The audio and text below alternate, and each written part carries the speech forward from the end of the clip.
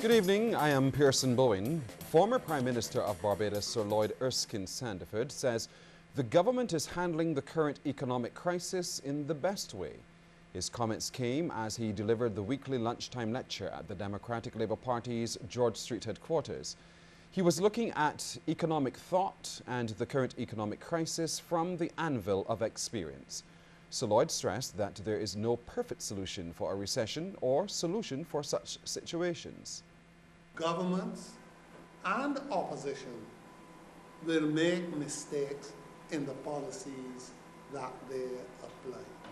I believe that the government is experiencing both intended and unintended consequences.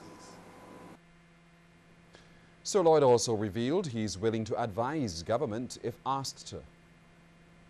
Let me say I believe that the government would have benefited somewhat because there is no one else in Barbados who have had the experience that I have had. The likelihood of chikungunya spreading to Barbados is very high given the rate of intra-regional travel. This was stressed by health officials at a community meeting on chikungunya and dengue fever organized by the 5 constituency councils in Christchurch last evening at the Foundation School. The latest Caribbean nation to detect chikungunya was Guyana. However, residents were told that Barbados maintains high health standards and was taking the necessary steps to prevent the disease from entering the island. Acting Medical Officer of Health at the St. Philip Polyclinic, Dr. Walter Allen, says those at risk include the elderly and very young. Unfortunately, that's above 65 and above. All right? Was the very young? The very young is under 1 year of age. But especially neonates, big fancy word to mean persons between the age of 0 days and 28 days. Those persons are at high risk, and persons over 65 are also at high risk. Covered? Good. But we got a problem. The problem is persons that have comorbid conditions are also at risk. Big word. What does comorbid mean? Easy. Persons that are sick with other diseases. Senior Environmental Health Officer with the Vector Control Unit, Maurice Gaskin, says there is too much slackness among householders. He wants them to ensure their surroundings are clean. And my encouragement to you is to spend at least 10 minutes twice per week examining around your premises. Mosquitoes could only breed if there's water.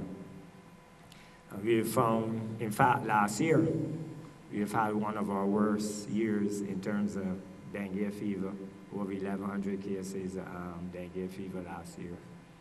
A lot of strain on the public health services and so on.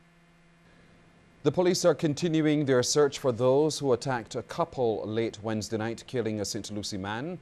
The body of 23-year-old Aaron Boyce, formerly of Well Road, Pythe Corner, was found in a cemetery at Pleasant Hall Gardens, St. Peter, following the attack.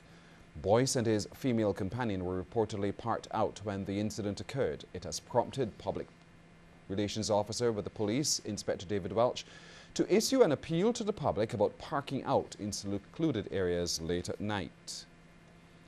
The St. Lucie man held in connection with a recent home invasion has been remanded to Her Majesty's Prison at Dodds on a number of charges. These include aggravated burglary, arson, illegal possession of a firearm and ammunition. Joel Mackenzie MacDonald Springer of Northumberland appeared at the Holtown Magistrates Court before Magistrate Ian Weeks. He was remanded until June the 26th. During the incident last Wednesday, 35-year-old Nicole Hines was stabbed after 2 men broke and entered her home. Her boyfriend was also injured. The search continues for the 2nd suspect. The Royal Barbados Police Force will continue its vigilance to ensure there is no illegal poaching of sea eggs.